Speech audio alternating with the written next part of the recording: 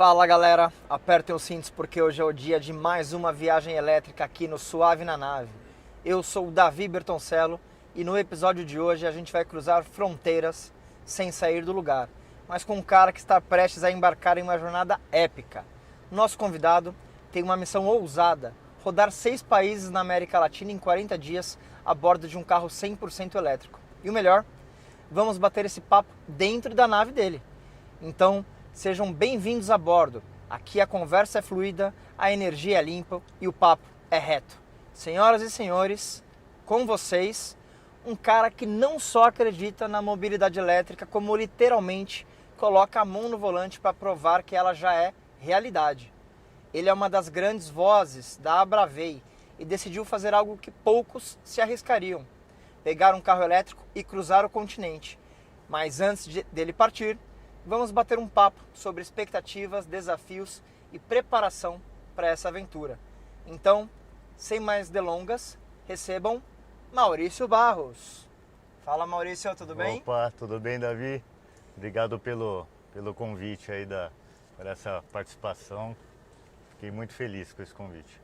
Que isso, a gente que fica muito mobilizado pela sua ideia, a princípio maluca, mas que eu gosto muito, de viajar a 6 países e entender e explorar e demonstrar, inclusive, o que hoje um usuário já pode fazer com carro elétrico ou não. A gente vai entender aqui um pouco mais sobre o que você já tem aí de história para contar, sobre tudo que você vem pesquisando sobre essa viagem. Acho que primeiro aqui pra gente é entender, eu começo sempre assim, como seu paraquedas caiu na mobilidade elétrica, né? Acho que mobilidade elétrica é algo super novo. Vamos lembrar, né? Acho que você tem a minha idade, então a gente com 20 anos não tinha nem a possibilidade de estar tendo essa discussão. Então eu queria primeiro saber como o seu paraquedas caiu na mobilidade elétrica. Então, é uma coisa curiosa. Desde criança eu sou apaixonado por eletricidade. Eu acho assim uma invenção maravilhosa. Como que um negócio que a gente não vê pode gerar tanto resultado e está na nossa vida em tudo, né? Num banho, na iluminação, num portão que abre, que fecha.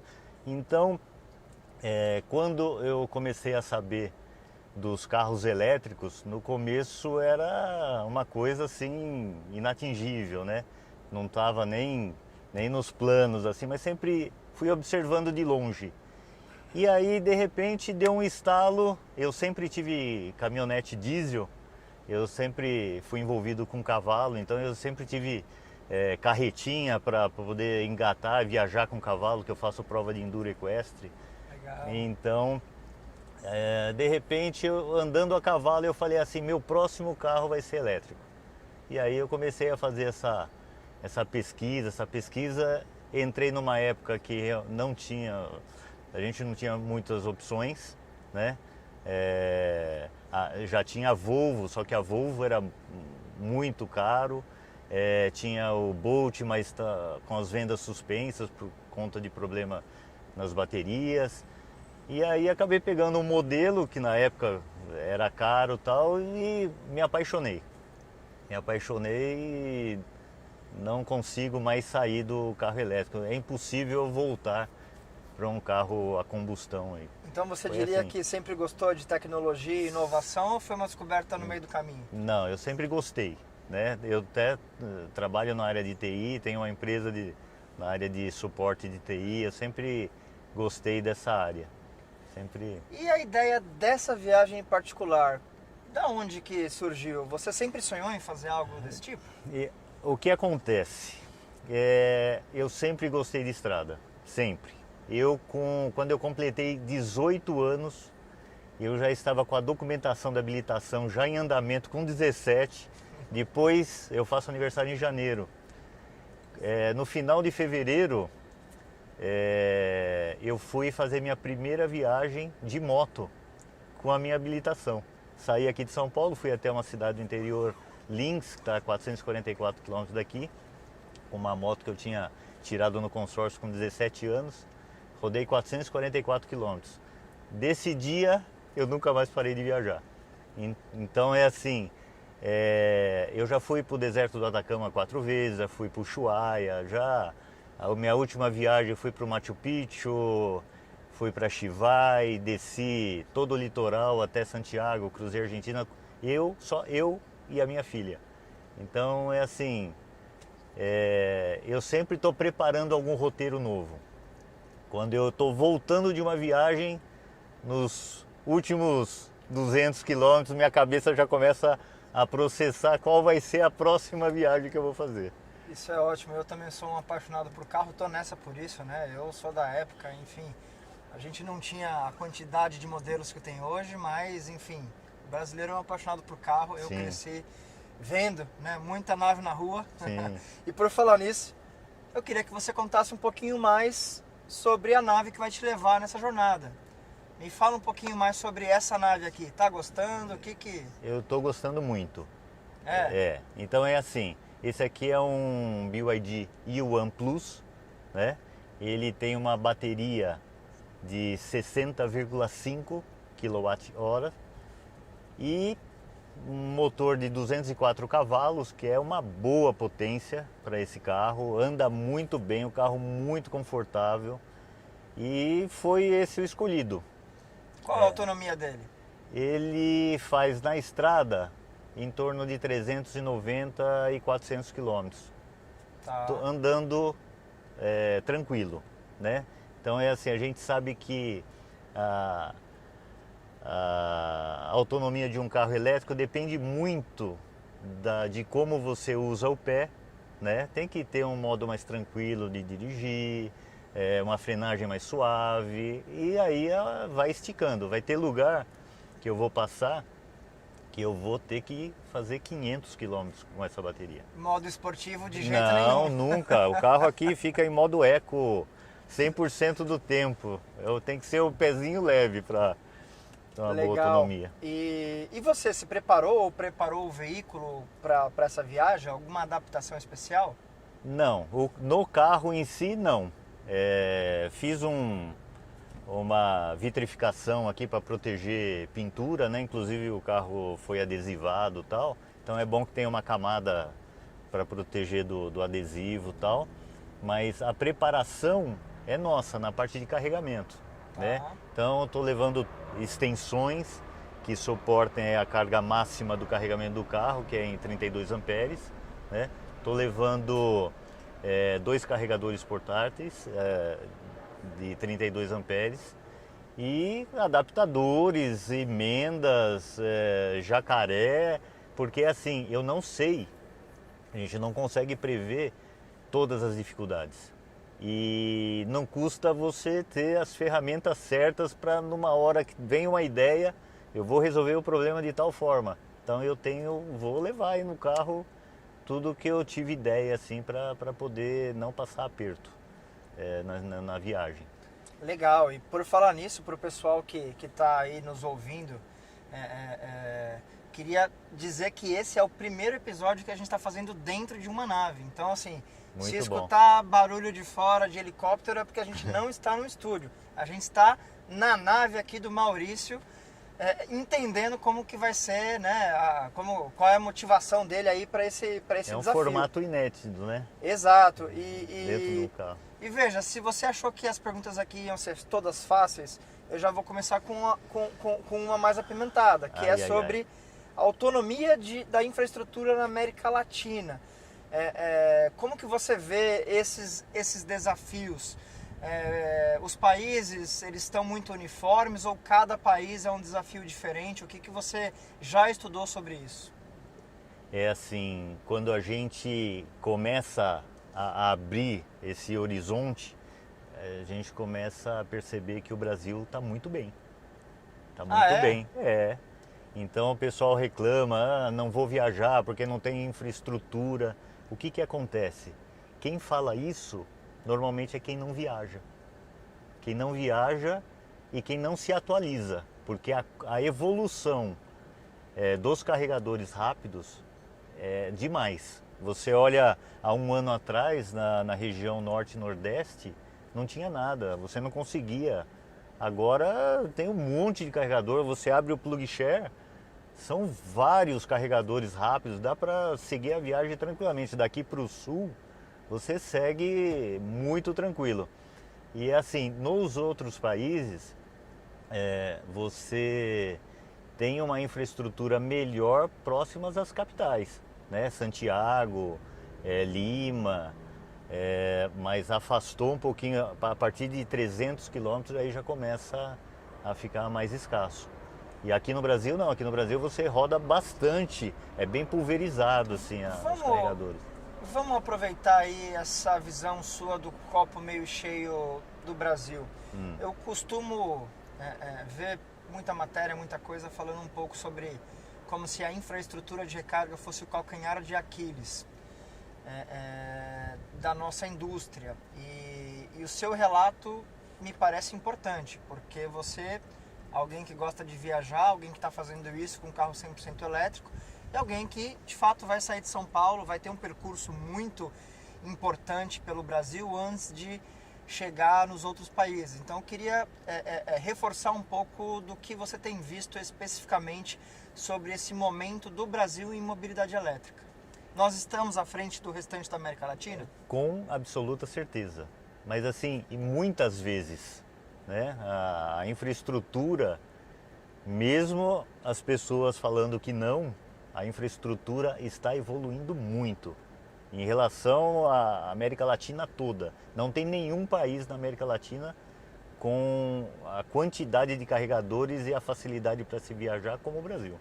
Isso não tem a menor dúvida. Eu costumo, claro, assim, acho que tem uma coisa que a gente pode explicar aqui para as pessoas e você me diz se é por aí. Eu imagino que perto dos centros urbanos a gente tende a ter mais carregadores, oferta de carregadores rápidos. Quando a gente vai para regiões mais afastadas, esta oferta diminui, mas você, por outro lado, tem a possibilidade de carregar muito mais na sua casa, enfim, se você mora no interior. Sim. É por aí? Hoje, se a gente fosse pensar em termos de Brasil, você diria que dá para atravessar o Brasil de carro elétrico sem, quer dizer, com planejamento, mas sem muito perrengue? Nas principais capitais, sim. Então, daqui para Curitiba, de Curitiba para Porto Alegre, daqui para Brasília, para Belo Horizonte, para o Rio de Janeiro, então nem se fala. Então é assim, o Nordeste todo subindo, você consegue fazer o Nordeste todo.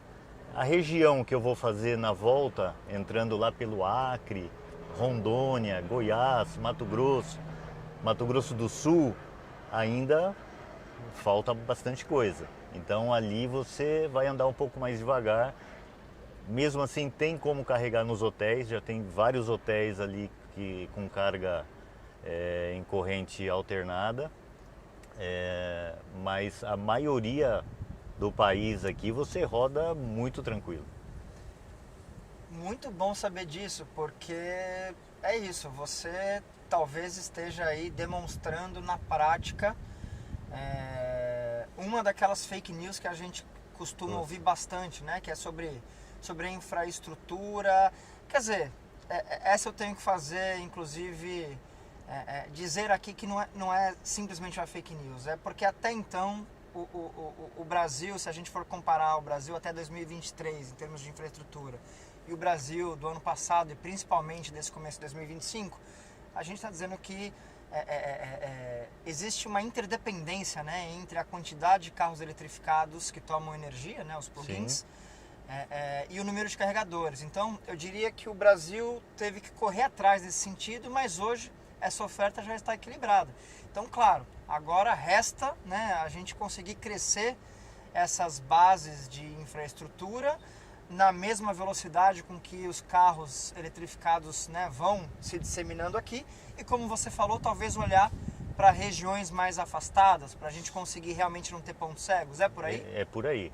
Então, o que acontece? Hoje, você vai fazer um roteiro para uma cidade do interior de Minas Gerais, por exemplo. Daqui 2 meses você já tem que verificar novamente isso, porque provavelmente já tem algum ponto, É muito bonito isso. Aqui no Brasil, você tem alguns movimentos, por exemplo, energia solar. De repente vira aquele movimento, uma febre, e aquilo evolui de uma forma tão rápida e o quadro muda tão rápido que se as pessoas que passam as informações não se atualizarem, eles caem no risco de estar falando besteira. É louco, né? A gente hoje em dia tem mais energia provinda... Exatamente, não tem aonde colocar. De é o que está acontecendo do que necessariamente do que a produção da Itaipu, né? Exatamente, é o que está acontecendo em Minas, com o problema da inversão, né? Acho que aqui você já fala sobre uma outra fake news que também é muito interessante até a gente tocar, que é essa história do... Se todo mundo resolvesse ter um carro elétrico, o Brasil não daria conta. Não, acho que não. aqui... E inclusive tem estudos que mostram que a evolução da produção de energia eólica e fotovoltaica é muito maior do que a evolução do consumo dos carros elétricos, né? E o que acontece? As pessoas que moram em casa e têm carro elétrico não ficam sem, em pouco tempo, estar colocando fotovoltaica. Eu coloquei na minha casa antes de chegar o carro elétrico, já preparando para o carro elétrico. Eu li tempos atrás que no mundo 50% das pessoas que obviamente fazem ali a sua opção pela produção de energia tem a tendência a comprar um carro elétrico num período de 1 ano. Comigo foi assim, com você. E você vê que é associado à tecnologia, à evolução, né? Então você evolui na geração e depois você entra no carro elétrico, que é maravilhoso, não tem custo 6 vezes menor para rodar 1 quilômetro rodado do que um carro a combustão, né? Fala um pouco mais sobre isso. Eu acho que isso você também pode falar por experiência própria em primeira pessoa, porque o que de fato a gente tem notícia é o carro elétrico ele custa mais, mas ele gasta menos.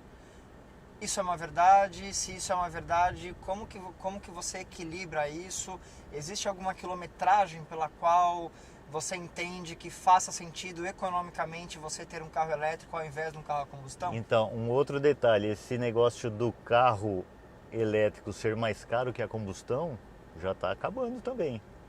Legal, né? ouvir isso. Você já tá ficando bem próximo aí. E aí o que acontece? O custo operacional, até vamos supor que seja 10, 20% o carro elétrico mais caro do que a combustão. O custo operacional se paga. Você não tem aquela manutenção dos 10 em 10 mil quilômetros que tem um carro a combustão. Você tem que jogar o óleo fora, tem que trocar com o tempo uma correia dentada, vela. Quantos quilômetros você vai fazer nessa viagem?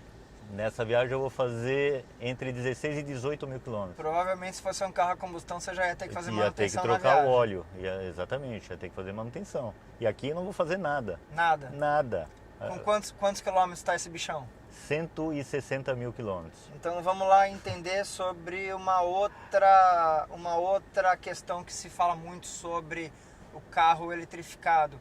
Como que está a saúde da sua bateria com 160 mil km?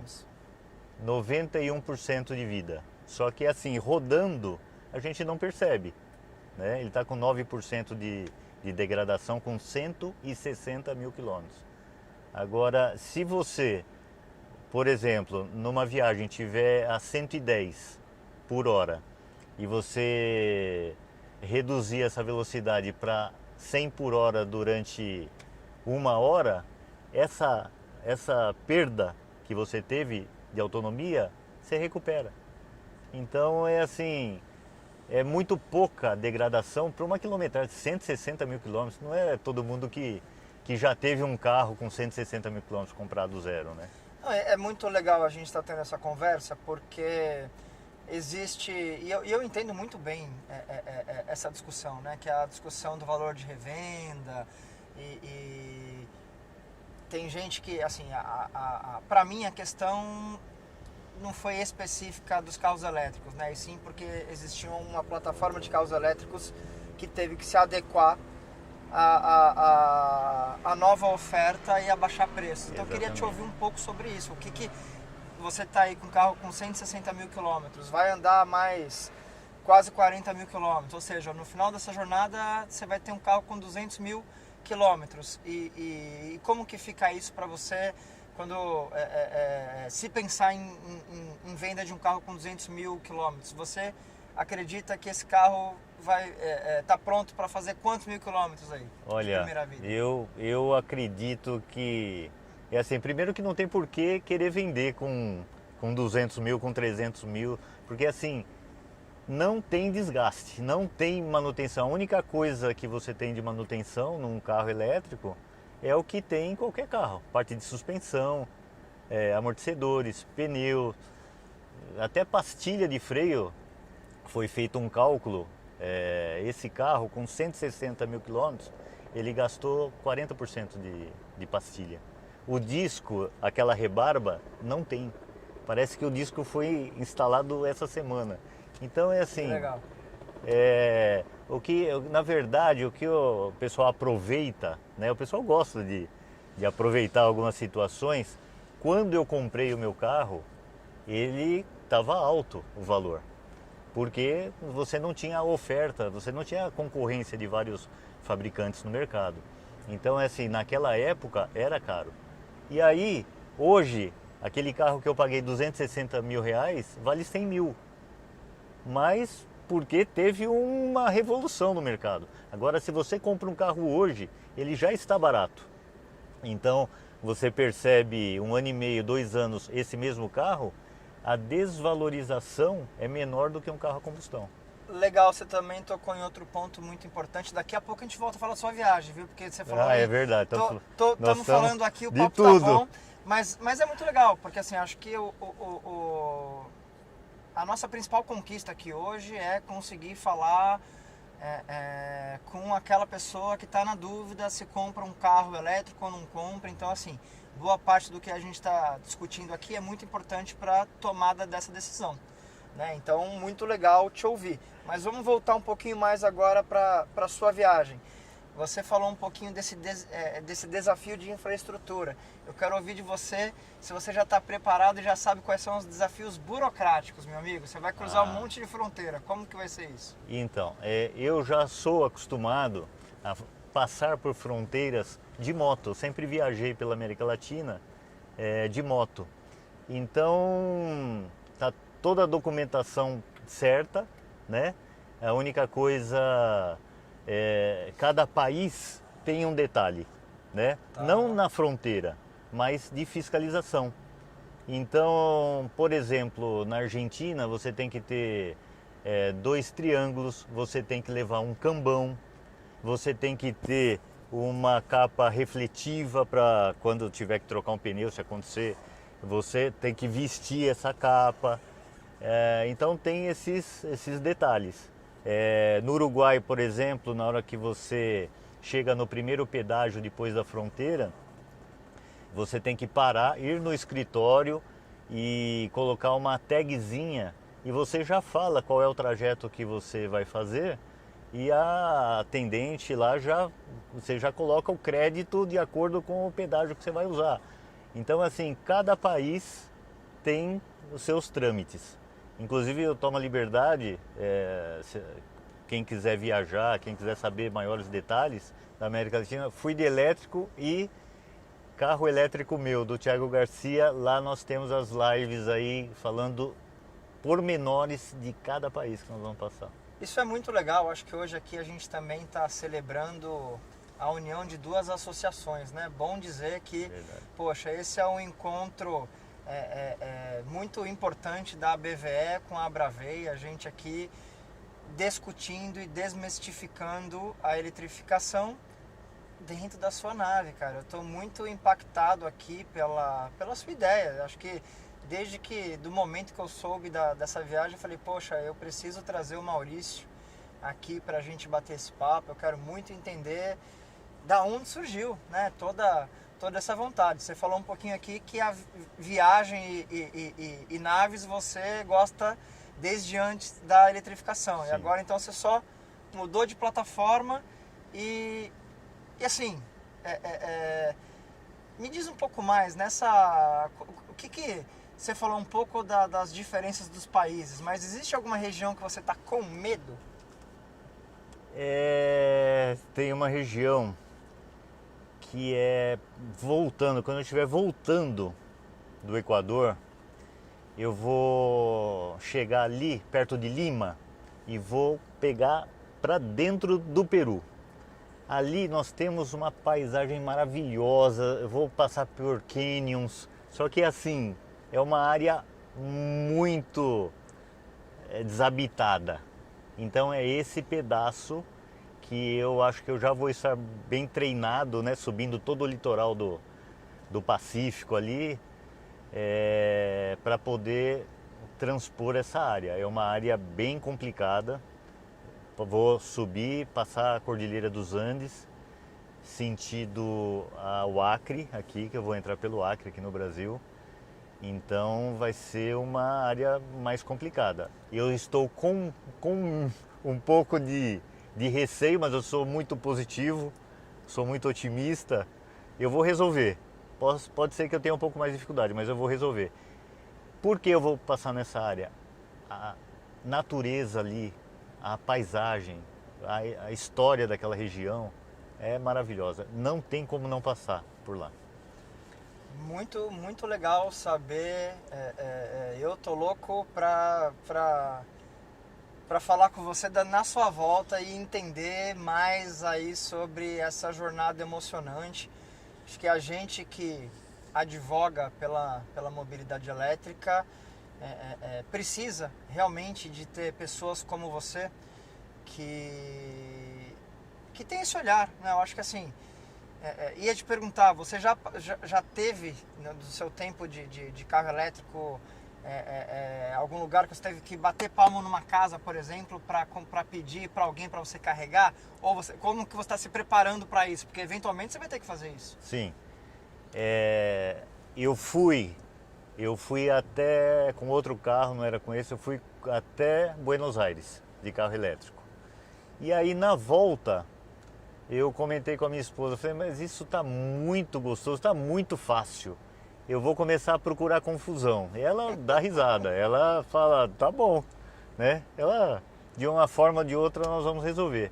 Ao invés de voltar pelo litoral, pela 101, eu decidi ali em Pelotas subir em sentido Santa Maria e cruzando o meio do Rio Grande do Sul, o meio de Santa Catarina, sentido Foz do Iguaçu.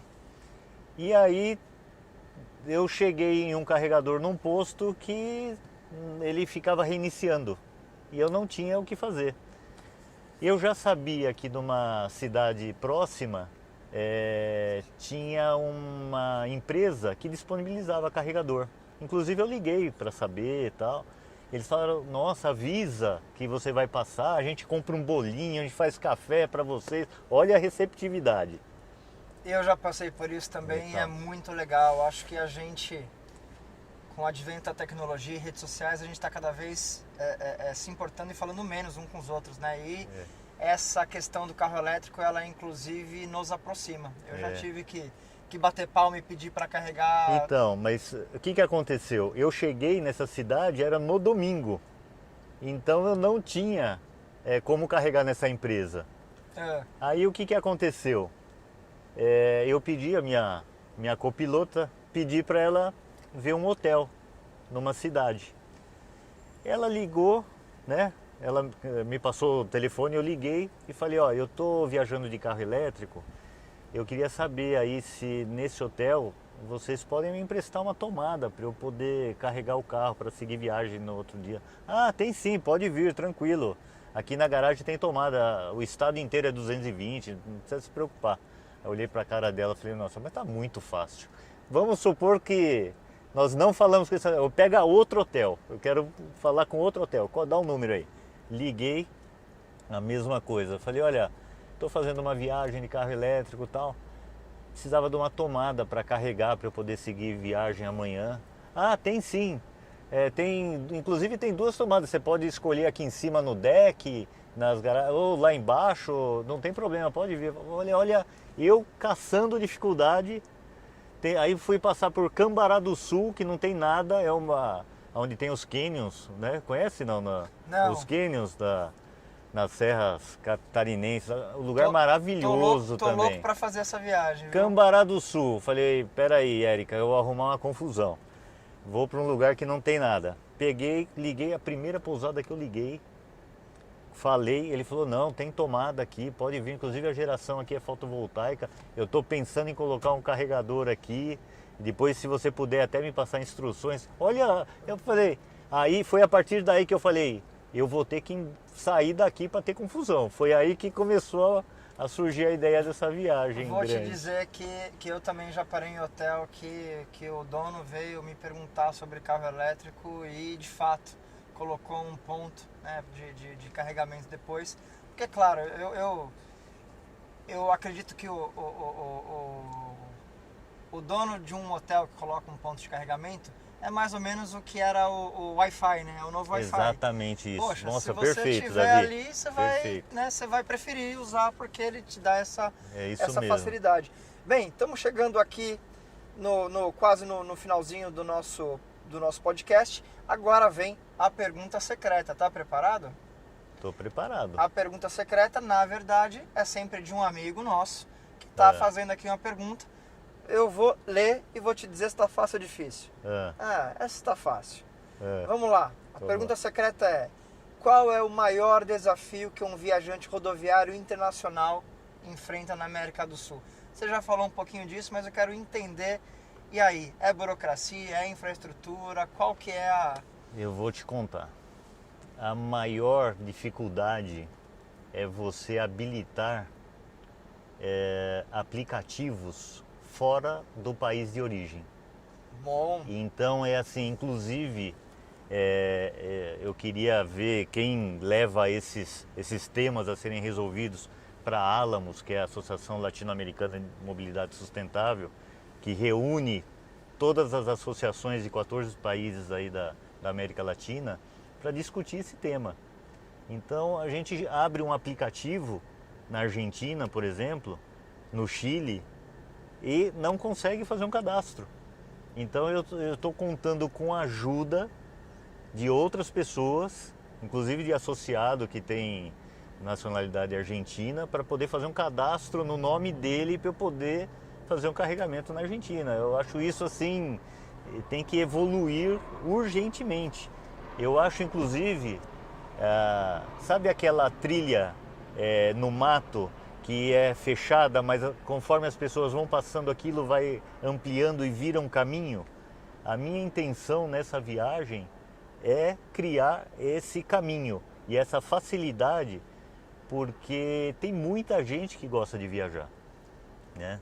Então assim, eu que viajo bastante, eu cruzo com muita gente viajando e quer... Agora, com esse tipo de dificuldade, não é todo mundo que tem a facilidade que eu tenho de arrumar outros meios, né, de passar uma fronteira, carregar em outras bandeiras, em outros países. Então essa para mim é a pedra no sapato mesmo da você, mobilidade. Assim, primeiro, muito bom saber disso, um relato, porque eu acredito que hoje as redes e os aplicativos têm algumas discussões avançadas em termos de interoperabilidade. Sim. O que você está trazendo aqui é que essa interoperabilidade, ela inclusive deveria acontecer entre países. Entre né? países, vizinhos, amigos, exatamente. Sim, muito, muito importante e assim, claro, você mesmo também citou que cada país está ali, né, no seu momento. O Brasil, na sua avaliação, está inclusive mais avançado do que esses outros, mas é um importante relato, porque isso veio para facilitar, não é mesmo? Quando você Sim. tem ali um aplicativo, tudo que você quer, conseguir por um único aplicativo, entender onde você pode parar, ter ali em tempo real uma ajuda de se aquele ponto enfim, tá tudo funcionando. Mas o que a gente vê ainda hoje é um cenário um pouco complexo, né? Com essa discussão de interoperabilidade que de fato ainda não avançou nem no Brasil. Quando a gente olha para fora, então, talvez a gente tenha que levar o que você está falando em consideração, que é realmente pensar que existem viajantes e que eles precisam ser bem atendidos, porque esse talvez seja a última barreira, Exatamente. né? Quando a gente... Nós temos é um problema grave aí, inclusive dos nossos vizinhos aqui, argentinos e uruguaios. Eles visitam muito aquela região ali de Santa Catarina, de Florianópolis, Balneário Camboriú. E é assim, vira e mexe, alguém tá me socorro, né? Preciso carregar, não consigo. Então eu acho que hoje em dia com a tecnologia, com software, é tão fácil a gente modificar, criar soluções. Só que tem coisa que parece que tá mais lento do que a gente gostaria que Só fosse, para explicar, né? aqui também para quem é mais leigo, quando a gente fala de interoperabilidade aqui, pessoal, é como as teles fazem com o roaming. Às vezes você vai para um outro país e você, pela sua operadora de preferência, você seta ali a utilização do roaming internacional. O que o Maurício está falando aqui é que, além dos próprios aplicativos no Brasil, né, terem que o melhor dos mundos aqui ele se fala internamente, é que a gente ainda consiga fazer esse roaming ou essa interoperabilidade internacional. E vamos aqui chegando para o final do nosso podcast, e para fazermos um pouso suave, já que toda viagem tem um destino, aqui no Suave na Nave a gente faz questão de pousar sem turbulência. Então, Maurício, para fechar esse papo, quero te pedir 3 respostas rápidas. Se você pudesse deixar uma mensagem para quem ainda tem medo de viajar de carro elétrico, qual seria? É difícil ser curta, mas viva e saia da zona de conforto. Qual é o seu maior aprendizado nessa fase de planejamento da sua viagem? Como eu sou apaixonado por carro elétrico, é conhecer a infraestrutura de carregamento da América Latina. Acho isso lindo. E isso nos leva à última pergunta, que em uma frase, qual é o futuro da eletrificação na América Latina? É uma evolução sem escalas. Isso não tem mais volta. Conforme as pessoas vão conhecendo o carro elétrico, isso não para mais. Suas considerações finais, Maurício? Queria agradecer novamente aí o convite e convidar todos que estão na combustão e têm dúvidas do carro elétrico para tomar muito cuidado, porque informação nós temos de tudo quanto é tipo, e a grande maioria, por uma força de mercado, elas não são reais. Então vá atrás da informação correta, vá atrás de informação de quem tem carro elétrico e quem usa carro elétrico no dia a dia. Não pegue informação com quem está te passando uma informação de outra que nem conhece carro elétrico, nem usa carro elétrico, não sabe nada de carro elétrico e está dando informação sobre carro elétrico. Muito obrigado, Maurício. Obrigado pelo papo, por compartilhar a sua jornada que está prestes a começar. E agora, a pergunta que não quer calar. Me deixa dar uma voltinha na sua nave? Com certeza. Então bora lá.